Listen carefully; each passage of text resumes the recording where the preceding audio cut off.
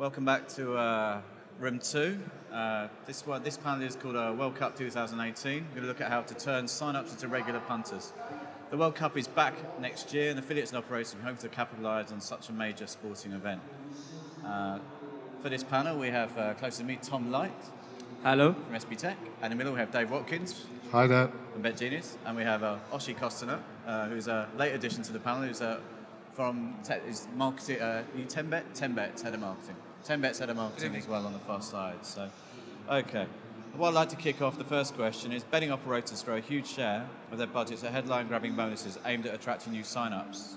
I mean, what share of these actually reload after playing through these bonuses? I mean, what is the sort of share that actually stay on and actually become regular punters at the moment? Sign on the World Cup. Sorry, I can't hear what you can't hear what we're saying? Okay. All right. So I was asking for you, I think, which... Turn me up, please. Thank you. We need a boost. Thank you. Still not working that well. That's better. Okay, right. Okay, I just want to know, operators have famously not been that great at holding on to players beyond World Cups. Obviously, they throw a lot of money at it, and they don't stick around. I mean, what proportion actually stay on and reload actually beyond actually playing through that initial bonus? I mean, what is the situation right now with World Cups in terms of getting those players to stick? Well, basically, I'll divide the events, for example, like short-term events like Cheltenham or Grand National. In there, you get a high volume of one-timers, versus events such as the Euro or the World Cup, in which you have a lot of matches, a lot of events in a short period of time. During those events, actually, we managed to increase the players' active days and later on the retention, because they're getting a decent amount of exposure with our brand. So, for example, if I'll take 10Bet, when we did a benchmark versus the industry, we noticed that in Euro and World Cup, we managed to hit 30-35% of second and third month retention, which is higher than the market standards, given the amount of exposure they had in the tournament itself. Okay. Anything to add on that, Tom? Sure. I mean, at the end of the day, there's two ways to look at these big events. Either you look at them as profit centers by themselves, meaning I'm investing X amount of millions to generate X amount of millions times 2 times 3, or actually I'm going to heavily invest in order, because I look at these as an acquisition channel. I might even lose money on the immediate value on the World Cup, but I'm looking at acquisition for the long run. And at the end of the day, the reason players choose to stay on a certain website is many reasons. Mainly we see it's the product. So I think one of the major KPIs which we look into is how, and as Oshri said, how often do players stay for the second deposit, third deposit, how well do they retain after the big event, what kind of offers we have to them. I think not the last Cheltenham, but the Cheltenham a year and a half ago, when there was very, very bad results, I think we've seen that our operators were able to maintain 80% of the acquisition via Cheltenham, and I think this applies to all kind of big events. I think what we're doing at SB Tech is we're going to release a lot of new innovations to market during the World Cup. So this will allow operators to see kind of a gamified, really exciting user experience during the World Cup, which will allow them to stay for the leagues to come on football. Dave? Yeah, so from a marketing perspective, really, in acquisition of customers, what I see is more of a general trend to try and get players in before the World Cup, which kind of makes sense. You know, CPM rates are cheaper, affiliates haven't put their prices up. So what I see is operators, they're obviously going to blanket spend during the World Cup at high prices, but I see a shift of trying to acquire customers in the run-up in more of a kind of business as usual capacity, because that makes it easier for the players to engage with the product and see whether those players will stick, and you can run your lifetime value model through them, so then you can reactivate them for the World Cup. I think the one big sin that operators and also affiliates do in big events such as the World Cup is the fact that they don't realize that they have an opportunity to grasp non-traditional punters, to grasp casino players who like sports, who like football, who may not bet throughout the year, but may bet throughout the World Cup. And this is where we try and simplify the UX, UI, and the customer journey from a complicated punter experience to a more simplified casino-like experience. To really, we're not trying to, excuse my French, rape these players into becoming professional punters, but we're trying to give them an exciting way to have maybe a casino-like experience on the World Cup. A lot of the times you'll see different market segments, different genders that you would usually see on football playing during the World Cup. And if you make it an easy, simple, exciting, casino-like, bingo-like experience, you can actually attract these types of players, which will then later on become either good sports players or actually good on an acquisition for casino. And a lot of the time, I see even affiliates prior to a big event or a World Cup, they wouldn't realize that they can actually take some of their casino players or the casino assets and advertise the major events there as well, although they're not specifically targeting punters. Okay. Next, I'd sort of like to chat about bonusing. I mean, the thing about bonusing, I think basically what happens when a World Cup comes around, obviously the punters, they just want to have a flush from the semi-final or the final, so they take the bonus out, they play through it, and then the next year they'll probably sign up when the European Championships are on, they'll probably move on to... Sorry, I need to... Sorry? Need to adjust. Yeah. They'll probably move on to the European Championships and they'll sign up with a different operator and play through that bonus. I mean, does the industry start to need to do bonusing differently? I mean, is there a problem with the way that they're sort of presenting and marketing these bonuses? Can they be structured differently to make them more to increase retention and stickiness of players, so the players do actually stay with that brand and play beyond that first deposit? Well, first of all, yes. The welcome bonus or the first deposit bonus is just a trigger to get the player into our site and then to be exposed. Later on, the bonuses will not keep a player, or at least will not keep a profitable player with the brand. What will keep the player with the brand is actually the product. It's the amount of innovation that you have, the live markets, the cross to casino, the calendar. I'm not sure how many of the affiliates actually go and check before an event like the World Cup what's the CRM plan or what's the brand plan for the full month. And if you'll go and you'll dig into that, you can see that actually you can get a higher player value with based on the offers that you have. Take into consideration that most players have, I'm assuming, at least 5 brands on the same time. If you'll keep sending them to the big ones, most probably you're not going to get your revenues. But if you go to a tier one, almost tier one brand, which a lot of innovation and product and a strong CRM system, along with a strong bonus or loyalty system, then you can actually increase your player value dramatically, because the exposure of an average punter with a brand during the World Cup is like 6-7 times higher than like any other event. So bonuses is only the way to get them to the site. After that, it's purely about the product, the withdrawal processing time, the customer support, all of this. That's what keeps the player in the brand. Okay. I'd kind of echo that. The product is probably the most important point in this proposition, because if you have a look at the market as a whole, it's very, very saturated, and there's not many new users coming to the market. So everyone's just trying to steal market share off each other, and so the best way of doing that and keeping those players is through your product, but obviously the open door is the welcome bonus. And so you see lots of things going on. You know, it's kind of spiraling costs for acquisition, plus you have kind of quite a lot of almost disruption in the market in terms of some of these kind of headline grabbing offers. Now, I'm sure when the World Cup rolls around, one, maybe 2 operators will offer 50-1 that a ball gets kicked in the first game, you know, just to try and acquire players in.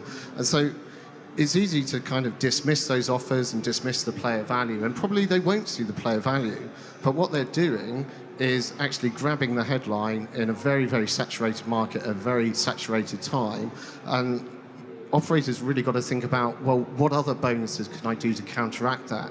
So I think what you'll see is more, you know, more fair welcome bonuses at a lower level, but ones which ones which kind of promote more bets through the tournament. So maybe if you bet, one bet a day for 7 days, you get, 20 euros, 30 euros at the end of it. So I think you see welcome bonuses change, going more down to retain the customers. Okay. But it's almost a case of who blinks first, isn't it? I mean, who's gonna take that step, and then the other ones, yeah. Anyway, over to you, Yeah, Tom. I mean, and sorry, Steve, if I sound like I'm attacking, but I'm not. I think the question is wrong at its core. We're looking at how am I not going to lose money on bonusing? How am I not going to bring the players that are just going to take the bonus and leave? Instead of thinking of how am I going to bring the players who are going to generate for me the most amount of value? And the way to do this is not by being defensive on bonusing. The way to do it is by looking at patterns and being predictive about your customers. In casino, it might be a bit harder to do it. In sports, it's very easy because the pattern is polarized. We look today at 3 aspects. So we look at betting pattern, we look at KPIs, percentage of combinations, percentage of favorites, and we look at, I think, the most interesting thing for us, being one of the largest sports betting providers in Europe, because we have a lot of data, we're looking at a thing called clash value. And clash value, without going into the algorithmic mathematical explanation about it, I'll give a simple explanation. Let's say we have Rebecca Leggero from Calvin Air, and let's say I see Becky with a dead body over there. I'm not gonna suspect Becky, she's a nice girl. And let's say I see her in an hour next to another dead body outside. I'm still not gonna suspect anything. She's very nice. But then I go back to the hotel, I see Becky again with another dead body. Suddenly I'm gonna think maybe she has a connection to all these dead bodies. The same thing applies to betting. I'm gonna look at every one of my bets and I'm gonna see how often do they clash with bets of VIPs and how often do they clash with bets of arbitragers or people who are betting on fixed matches, etc., etc. And I'm going to try and identify the customer mix which is good, recreational, and have high expected margin and value versus the customer mix who has bad expected value. And then when I analyze a bonus campaign, I don't want to look at a campaign and say, over the weekend, I've done a campaign, that's the GGR, that's the number of registration, that's the number of deposits, because that doesn't matter. On Sportsbook, I want to see the predictive customer mix, and I want to see, over the weekend, I did the bonus, he brought me 1,000 players, but they're all arbitragers, or over the weekend, I've done a bonus, brought me only 100 players, all of them won money, so I actually lost money because all the favorites won.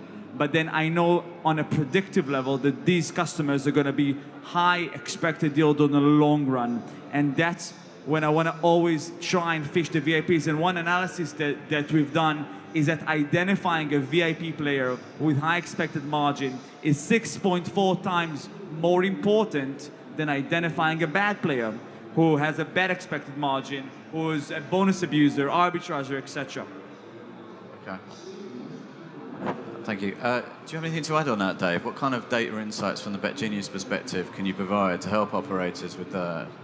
Well, in a similar way, so we track all the bets that are placed on operators' sites, and we use that data in a kind of variety of ways. And one of the most surprising statistics that we see, and this is across all operators, is despite the prevalence of in-play, it probably accounts for 60, 70% of your overall turnover.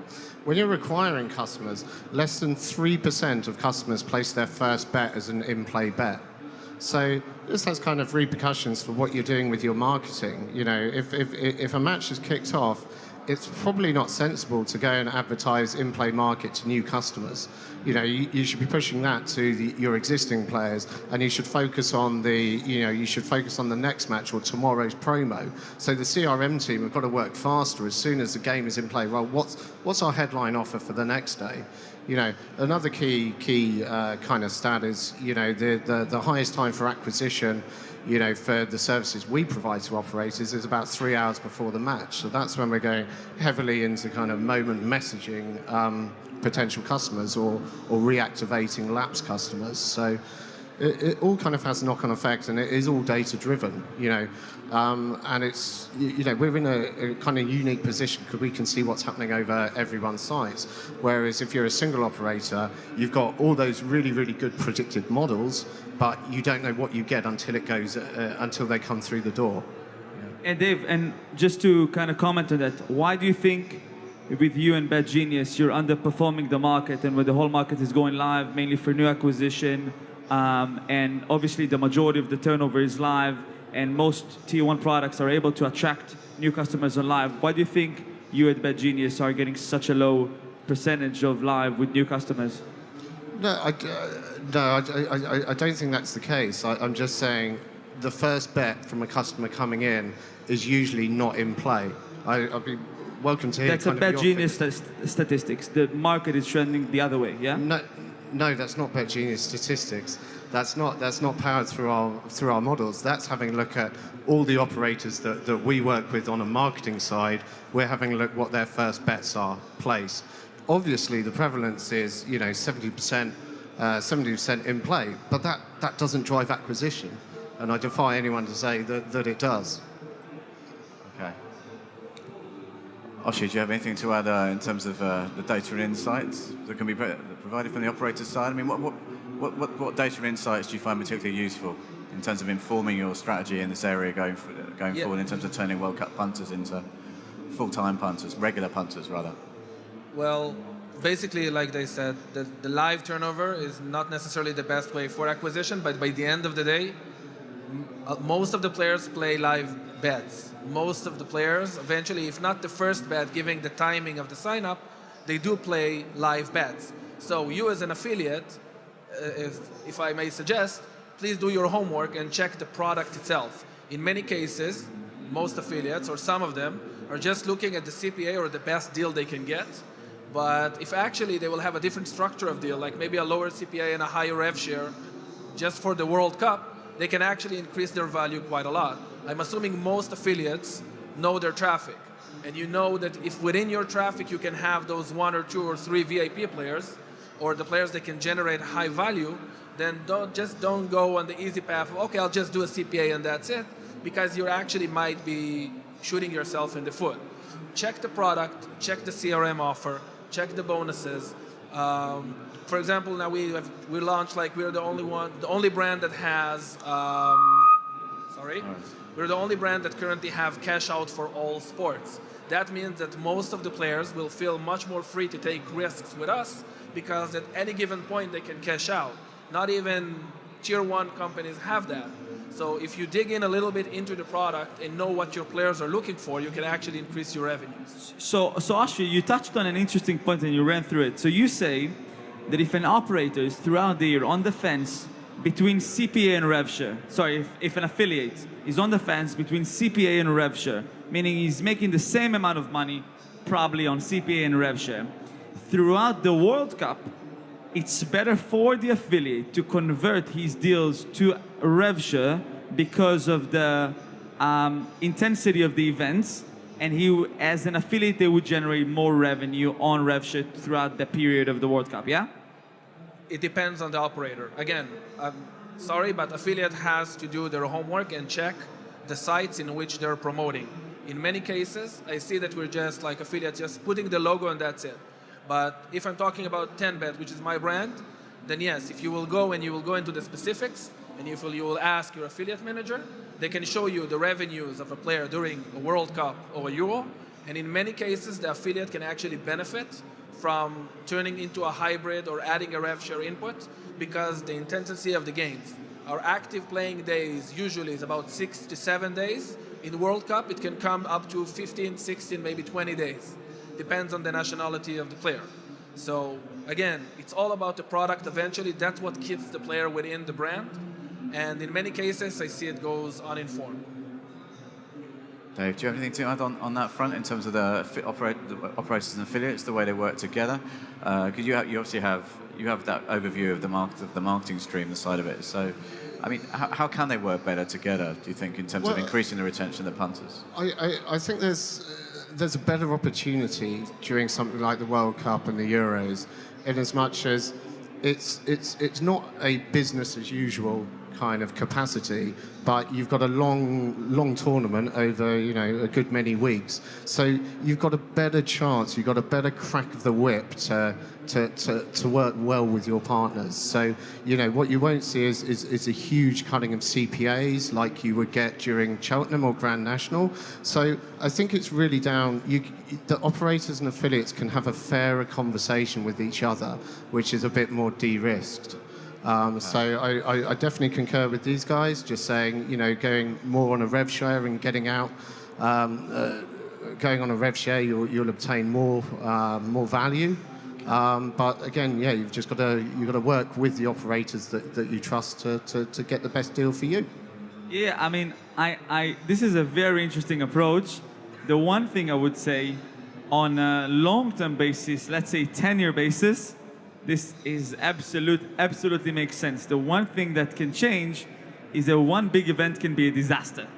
So if you're on a rev share deal, it's a bit of a risk reward. Yes, if everything goes well, an affiliate might make more yield from the World Cup than they would make on a CPA. But then if you have a World Cup that's a disaster, that's all the operators are losing money, like we had, you see it with shorter events like Cheltenham, then that might create a reverse. Yeah, I'll just add one thing. When you're looking especially to sports players, don't forget in the World Cup, many casino players tend to play sports.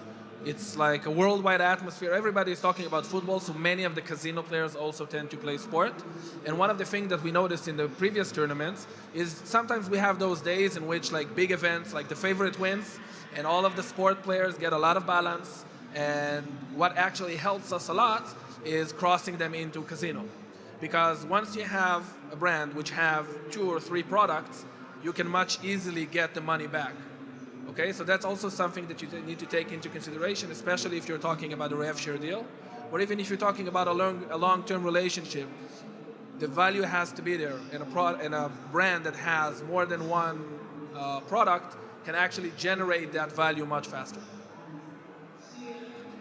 I mean, affiliates are arguably better at building sort of communities around sports betting, aren't they? You have forums and other sort of forms of community like tipster sites as well. I mean, do you think there's an argument for, if you want retaining within the affiliate ecosystem, in a sense that obviously you have widgets? I think Better Collective released one, didn't they, where could actually go to Bet365 Bet without actually leaving the tipster site. I mean, do you think there's an argument for affiliate for more of that in terms of the affiliates playing a bigger role in encouraging that retention and stickiness as the partner of the operator, because they are arguably better at it rather than just bouncing them off directly, as affiliates tend to do, so to the operator? I think it depends on the nature of the traffic and the nature of the site. For example, social media, tipsters, etc. Of course, they have a huge impact because their audience is visiting their sites on a daily basis. So the more they will publish tonight's fixtures, tomorrow fixtures, the cross offers to the other products, they will obviously generate higher turnover and eventually higher profit for them as well. Versus a PPC affiliate that it's pretty much a one-click deal and then that's it. So it's very much depending on the relationship and the source of the traffic.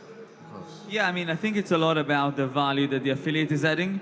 To answer your question, yes, I mean, the affiliates should participate more in the technology of betting, and I think some of the good stuff that BetGenius are doing are the targeted marketing based on the value. So going back also to Ashrie's comment, yes, if there's no value of the affiliate, if it's someone that just pushes traffic, there might not be a need for such interaction. But if it's an affiliate that has his own crowd, his own forum, his own followers, and they can add, and the affiliate adds a lot of value, then something that's a bit more contextual, a bit more integrated to the technology of that particular affiliate would definitely increase its conversion rate, such as APIs that will allow the punters to bet right from the affiliate sites, such as different marketing ads, and I'm sure Dave will explain about it more, that will make the ads a bit more appealing and contextual to the reader. Yeah, exactly, and I think you're absolutely right. Kind of operators need to look on a case-by-case basis of what they're going to get through these more community-based affiliates. So there's, and almost you don't want to interrupt a good thing. You know, if people are generating a large community, you've got to be very careful as an operator having the conversation, well, how am I going to disrupt this? How can I help? How can I get more out of it? Because from the affiliate side, they just want to protect the community they've given. So it is about kind of having a look at what else you can do on there. So perhaps if you've got kind of your banner space, then you want to just target existing users, maybe with bet and preference bet types that they've engaged with before. For new customers, maybe rotate kind of the offer bonuses coming in without being too intrusive, because you know the affiliate's not going to let you do that, but you can have a certain amount of control over the message to your existing audience there. So I think this is only going to kind of grow, and as there's more consolidation in the affiliates, you know, affiliates are getting bigger by their nature despite being over several sites. It's about the operating being able to engage with those communities in a non-intrusive way. Okay. Oshi, anything to add on that? Okay. I just want to move on to looking at social next. Request a Bet has proven very effective in using Twitter to directly drive betting activity. I mean, how should operators be looking to leverage the social channels to keep World Cup sign-ups on board once a tournament has finished? What advice can you give here? I think it's very different. Some social media is mostly for like what we call upper funnel, brand awareness, etc. In terms of acquisition, most of the social, it depends. If it's a tipster group and sports events team, like from Telegram to WhatsApp to Facebook, then yes, you can generate value and you can get good ROI there. Usually most of the social media triggers that I noticed, it's more about brand awareness and not acquisition, unless it's a targeted team of not related to a specific brand, but more of a tipster or a forum, something like that. Okay. Dave? Yeah, I totally agree with that. But also with kind of reference to Request a Bet, I mean, that's been hugely, hugely successful for Sky Bet on Twitter. And what our company is trying to do, and I'm sure Tom's is the same, is actually it's had a huge rate of success. But is it really a good user experience? Actually, you know, betting is quite a private behaviour, and actually what we're trying to look to do is trying to automate that request a bet, so person stays on site, so you don't actually have to post it up on Twitter. Okay. You can automatically get kind of this request a bet feature on your product, and that will increase stickability for you. Yeah, I mean, at SBTech, being the now platform and sportsbook provider of Sky Bet, we're doing a lot of work on Request a Bet. We know that this is a big thing for Sky Bet. We're creating a lot of automation around it. We're creating a lot of liquidity-based automation, so allowing kind of gathering more and more liquidity on bets which are being requested. We are seeing that this is, as Dave said, it's something that is working very well. But yes, there is a lot of work that we're now doing towards the World Cup, specifically for Sky Bet, to kind of make the new, whatever, 2.0 improve the request a bet towards the World Cup. Okay. Let's fast forward a year ahead. Obviously, Tom said, you know, maybe we're looking at the wrong way, you know, in terms of their acquisition opportunities. You don't have to look at a profit and loss perspective. I mean, but what is a realistic benchmark, do you think, for operators to achieve with the World Cup next year in terms of getting that improvement? Because they haven't been that successful in the past in terms of getting people to deposit, you know, for the second time and the third time and keeping these lifetime values. And what metrics, what benchmarks should operators be shooting for here? Are we looking at lifetime value? Are we looking at, you know, a certain amount of... Yeah, I mean, what metrics should we be shooting at and what should we be targeting as an industry? For operators, I think it's very clear. The bottom line is player value. Player value is being measured by active playing day, cross to other products, conversion, and retention. So, and the first month of the World Cup, our purpose will be to get the players to about 14, 15 active playing days. That means we want him day on day, almost every day on the site, placing bets. If he will lose, we will give him refunds. We will encourage him to keep playing. On top of that, we will cross them to other products to increase the player value. And later on, we will keep focusing and targeting them for the beginning of the leagues in August and September. Because without retention, you can't really get to the player value that you need in order to operate. I think Austria has a good point, but it's about the time that you're going to look at the player. Because obviously player value, ARPU, average revenue per user, is the most important KPI, but do I know what is the player value the day after the player signed? So it's going to boil down to predictive player value during the World Cup. So obviously, if I look back on hindsight 2 years after the World Cup, yes, player value was the most important thing. During the World Cup, I'm going to try my best to look at predictive player value. And one of the things that we've seen is that the players who interact with the more derivative markets, so although you have the 1x2, over-under, handicap, next goal, both team to score as being kind of like the main markets, if you look at the derivative markets, which are based on team supremacy and goal expectancy, and even side markets, which are based on corners, etc., requester bets, these are the markets that are usually identified and attached to the high-valued players. And it doesn't mean that the high-value players are going to spend the most amount of money on these markets. So to give you an example, a punter who's interacting with fast markets, 1-minute derivative markets, is most likely to have a higher value than a customer who doesn't, but it doesn't mean he's going to have that value on the fast markets. He will have the value on traditional markets, such as 1x2, next goal, etc. But we see that the highest level of punters are the one that interact with the more derivative markets and various types of features on the side, like cash out, partial cash out, add to bet. Add to bet is a new feature that we've released, which allow a punter to connect a new bet to an existing open bet and make a bigger accumulator and combo out of it. We're the first to market to have done it. Bet365 had done something similar with It's My Bet. We've made a very simple UI and user journey around it. Dave? Yeah, I think it's all about real-time marketing, really. So I think marketing teams will work harder than they ever have done before. You know, it used to be, you go back 4 years, they'd run a big campaign and they'd acquire through all the channels, and then they almost do the post-campaign analysis after the event had happened.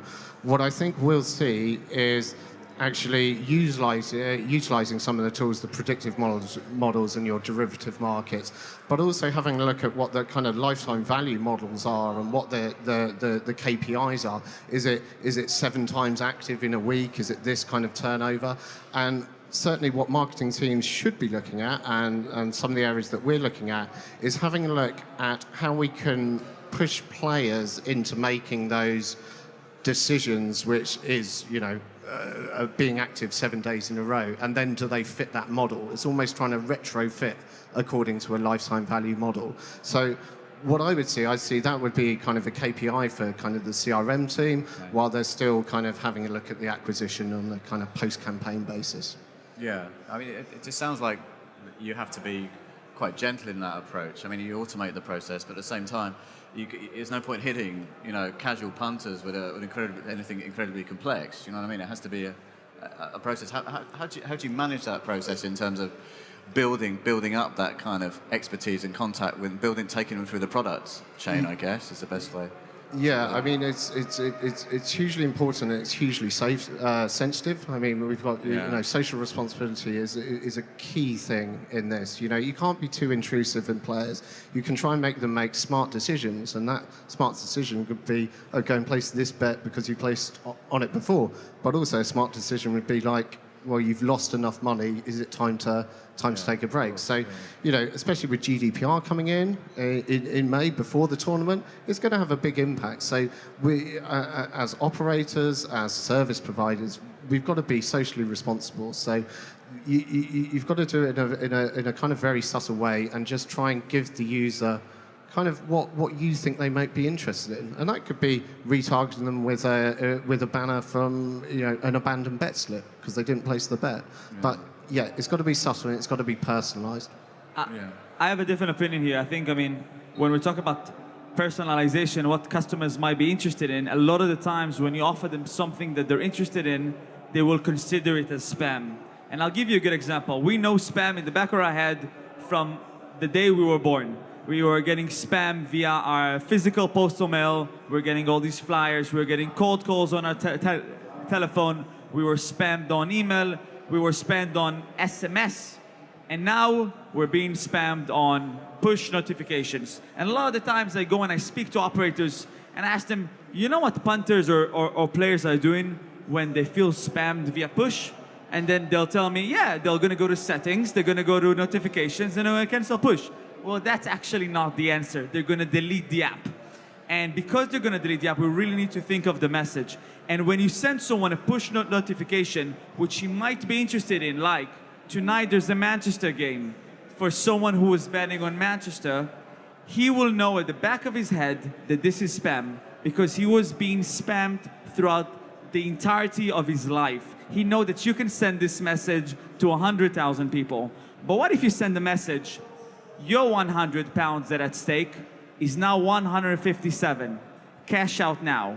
Now the player knows that this is not a marketing message. This is a one-to-one marketing. It's a notification. It's a message directly to that player. I cannot send this to anyone else. I'm giving him rich and valuable content in a push notification, which is meant to be a message. So the only way for me to give value to player is not to show them what I think that they're interested in, is to try and give them one-to-one marketing. And one-to-one marketing at the end of the day is not going to be segmentation, which is these people like blackjack, these people like Arsenal. It's not going to be customization, which means I favor this, I favor that.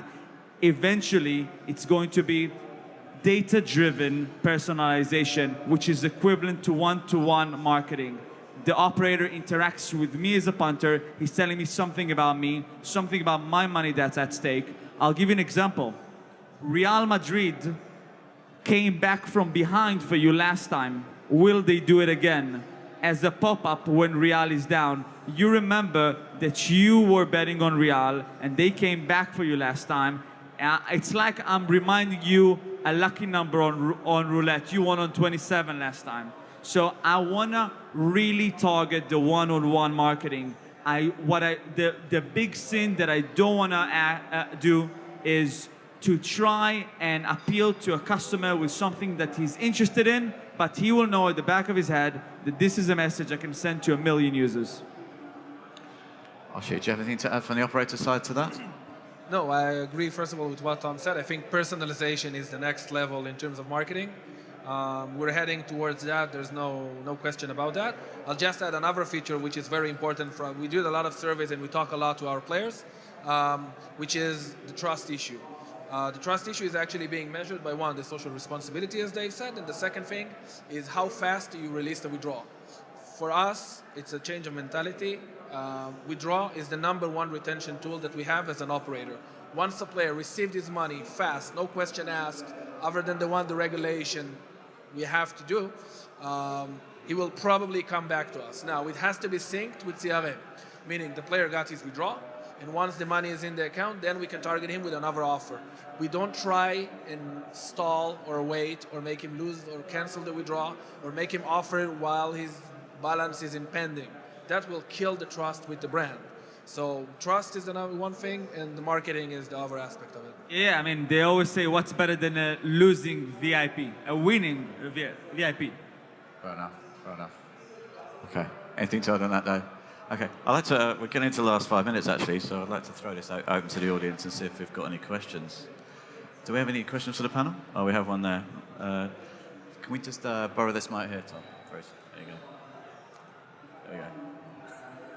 Sorry about that. We need more mics. Thanks very much, guys. So you talked about player acquisition early on before the World Cup. It's going to be a very crowded marketplace to get the players through the door then. And at the same time, Tom said the higher player value customers are going to be the ones on the live derivative markets. So do you wait until the tournament's kicked off and see what people are betting on and push then? Or do you go a month, 6, 7 weeks before the tournament's even started and start pushing a message out that early?